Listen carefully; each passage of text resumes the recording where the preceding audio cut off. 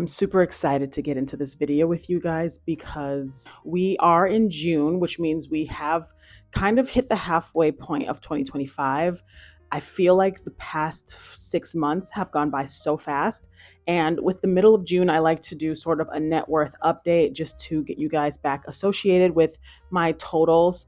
I know I go through my numbers in every month when I do my budgeting videos, but I never tell you my complete totals. I just say how much I am putting in that moment and how much I may have saved throughout the year.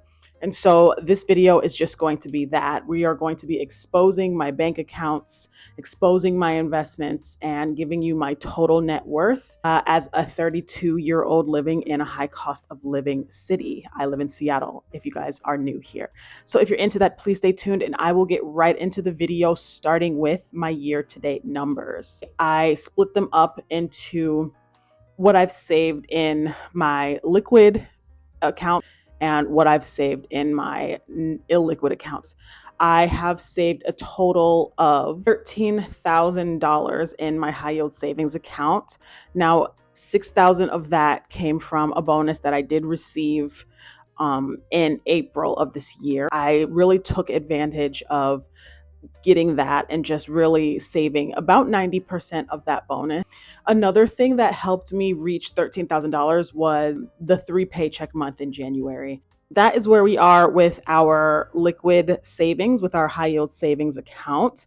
And now moving on to investments. Full disclosure, I still don't think I am qualified to contribute to my Roth IRA, and because of that, I have not contributed to my Roth IRA. So the only investments that I have contributed to are the ones within my individual brokerage account.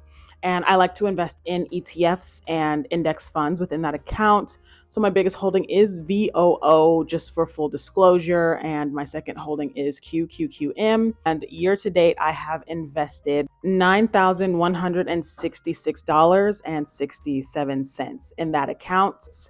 I have a goal of investing $12,000.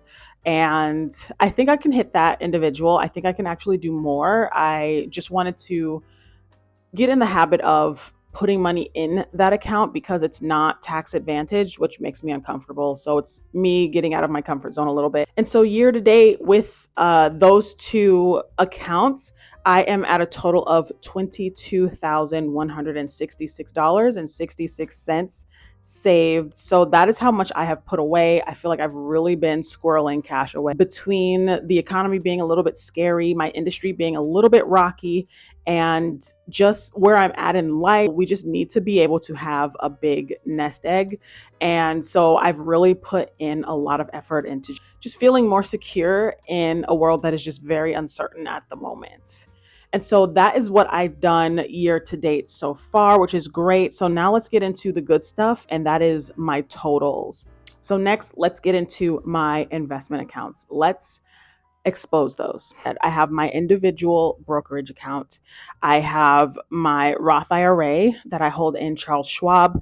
I have a contributory IRA, what I use for my rollovers when I leave jobs. So that is also in Charles Schwab.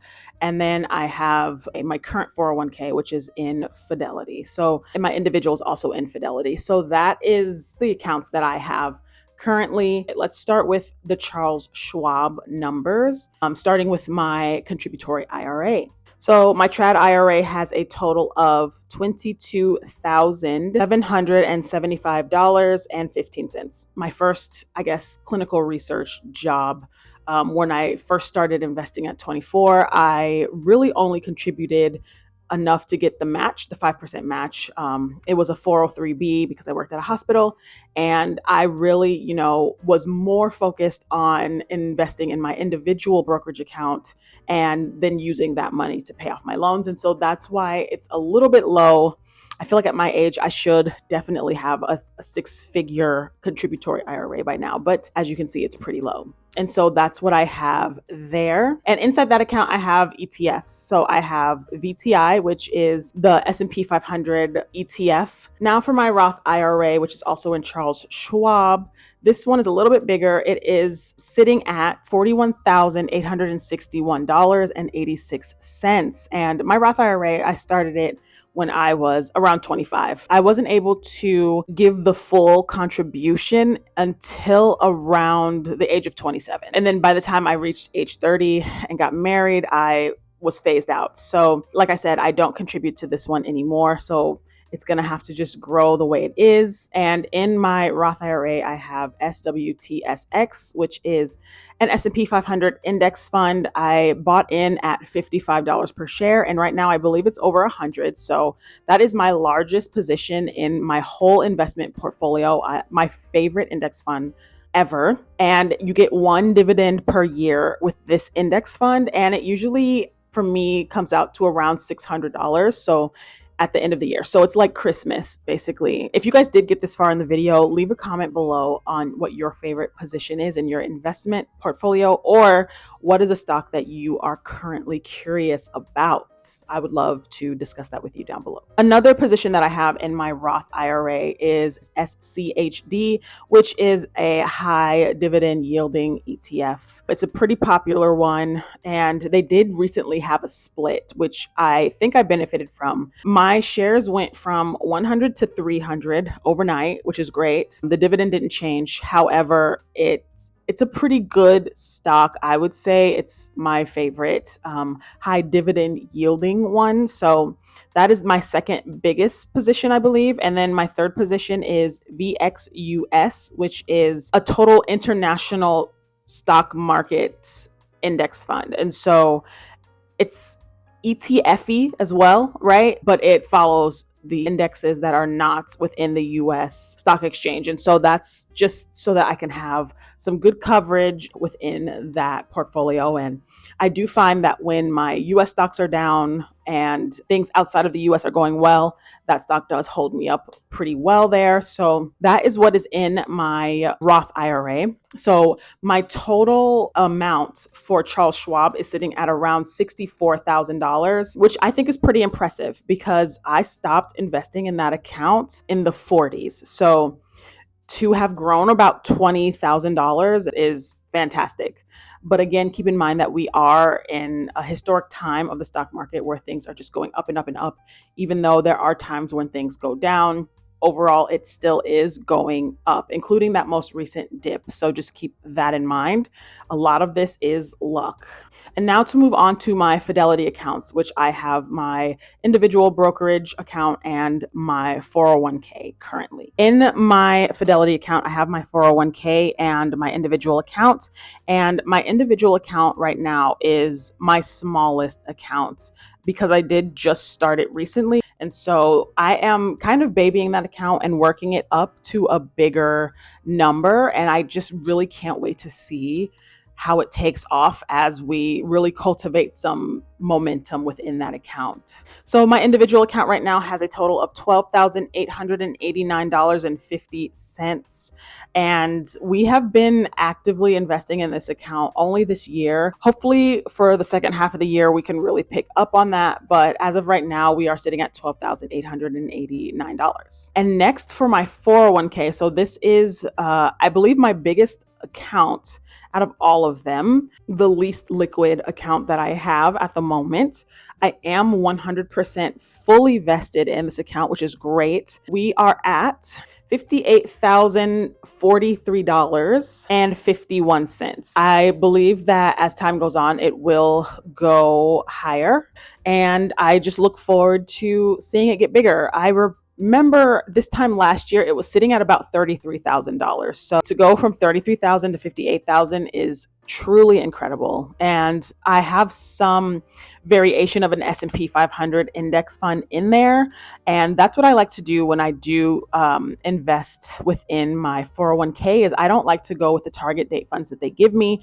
I like to go in there and pick the closest thing to an S&P 500 ETF equivalent that I can. And so that's what I did. And the one that I'm in right now, it just changed actually. So I used to be in one that cost around $20, and this one now is around 10. So I have 5,000 shares in there, which means when I lose 5 cents, I lose $300. So just keep that in mind. So big ups, big downs, something just to keep in mind when you do start getting into those thousands of shares. The numbers really do fluctuate pretty crazy on days that look like a stock may have only lost or gained 3 cents. If you have 5,000 shares, it's just incredible to see.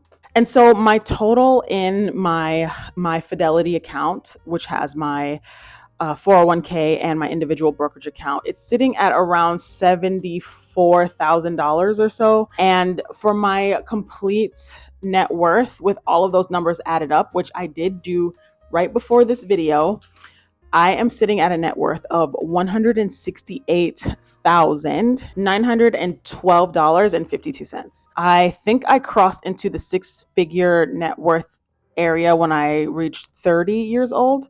I've finally been able to see compounding happen pretty quickly. Now, I think it would be quicker if I had six figures within one account, right?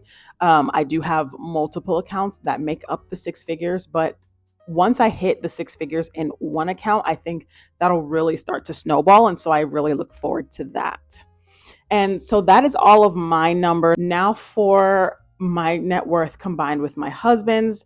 I'm not going to say how much he has in his savings versus his 401k and stuff like that, but I will give you the total with his included, and that is $271,975.53. For some people that might seem like a lot, and I think for me it seems like a lot, but just know that there are so many people my age, older, younger, that have way more. And I just look forward to, the next quarter million. I want to be a half millionaire and then a millionaire.